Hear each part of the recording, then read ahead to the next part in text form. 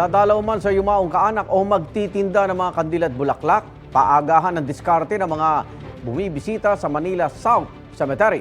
Update tayo sa sitwasyon doon, live mula sa Makati City. Kaya unang balita si Jomer Apresto. Jomer!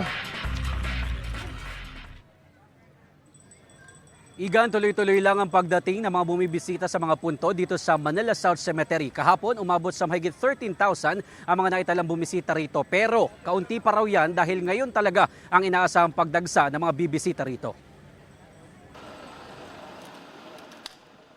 Halos kabubukas pa lamang ng Manila South Cemetery pero may ilang maaga nang nagtungo rito.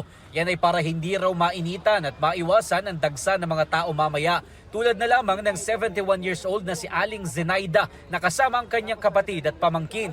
Nagbebenta raw sila ng bulaklak sa labas kaya sasaglit na sila sa pagbisita sa puntod ng mga kamag-anak. Kasi po parang makaiwas sa maraming tao.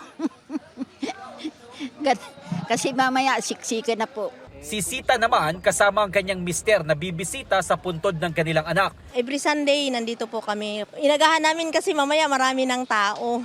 Base sa pinakahuling datos ng PNP, aabot sa mahigit 300 katao ang naitalang bumisita rito mula kaninang alas 5 ng madaling araw, habang umabot naman sa mahigit 21,000 ang naitalang bumisita rito magmula noong October 30. Tulad pa rin ng dati, i-inspeksyonin muna ang dala ng mga bisita.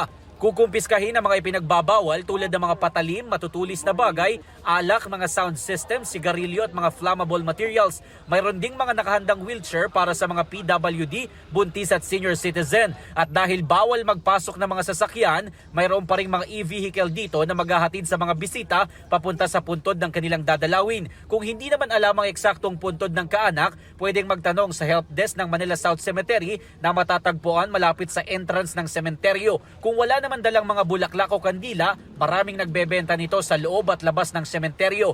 10 pesos ang pinakamurang kandila habang nasa 180 pesos ang pinakamahal, habang nasa 50 pesos naman ang pinakamurang bulaklak at 300 pesos ang pinakamahal.